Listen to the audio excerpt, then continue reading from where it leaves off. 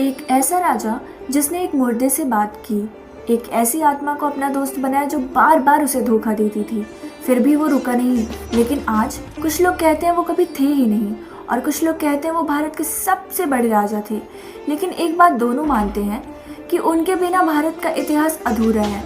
तो सच क्या है? आज हम वो सवाल पूछेंगे जो इतिहास की किताबें अवॉइड करती हैं। परंपरा के अनुसार राजा विक्रमादित्य उज्जैन के महान राजा थे। उनका दूसरा नाम था विक्रम। कहा जाता है उनका राज था न्याय, साहस और दानवीरता का प्रतीक।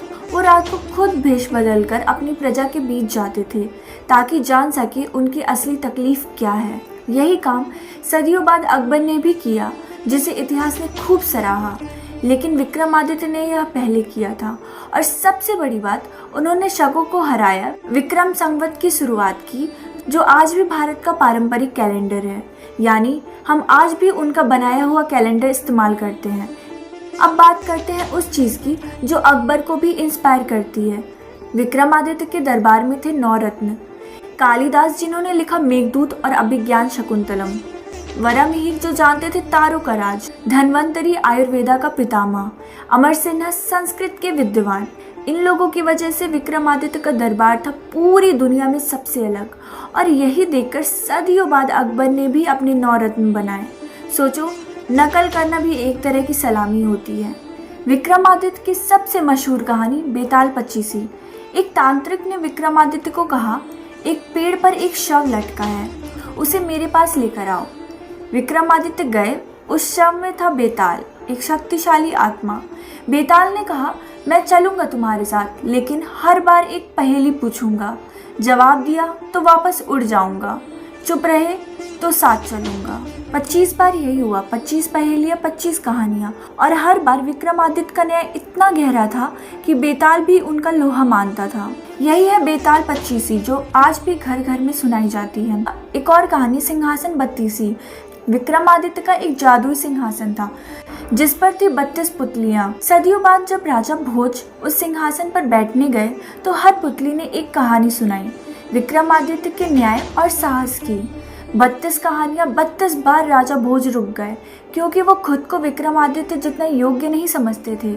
सोचो, एक राजा इतना महान था कि दूसरे राजा उनकी बराबरी करने से डरते थे। यही है असली महानता।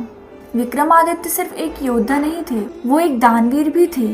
कहा जाता है उनके दरबार में जो भी मांगने आता खाली हाथ वापस नहीं जाता था। एक बार एक गरीब ब्राह्मण आया और मांगा सोना। विक्रमादित्य ने पूरा खजाना खोल दिया। एक बार एक औरत आई रोते हुए, उसका बेटा खो गया था। विक्रमादित्य खुद निकले रात को और ढूंढ कर लाए उसका बेटा। यही वजह थी कि उनकी प्रजा उन्हें राजा नहीं भगवान मानती थी। अब आते हैं सबसे बड़े सवाल पर, क्या विक्रमादित्य सच में थे? कुछ इतिहासकार कहते हैं कि विक्रमादित्य का कोई पक्का ऐतिहासिक सबूत नहीं है, कोई शिलालेख नहीं है, कोई सिक्का नहीं, कोई दस्तावेज नहीं। लेकिन दूसरी तरफ विक्रम संवत आज भी चल रहा है। कालिदास जैसे महान कवि सच में थे। उज्जैन आज भी एक ऐतिहासिक शहर है।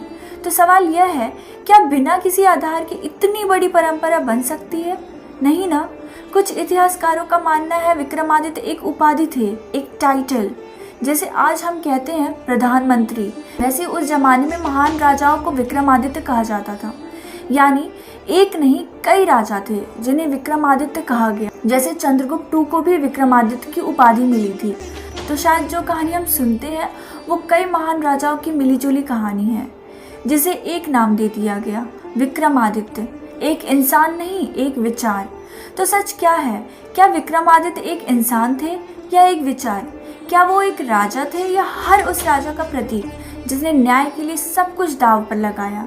शायद इतिहास में नाम ना होना उनकी कमजोरी नहीं, बल्कि उनकी सबसे बड़ी ताकत है। क्योंकि जो इंसान नहीं रहता वो किंवदंती बन जाता, और जो किंवदंती बन जाता है वो अमर हो जाता। आप क्या मानते हैं, विक्रमादित्य सच थे या मिथ?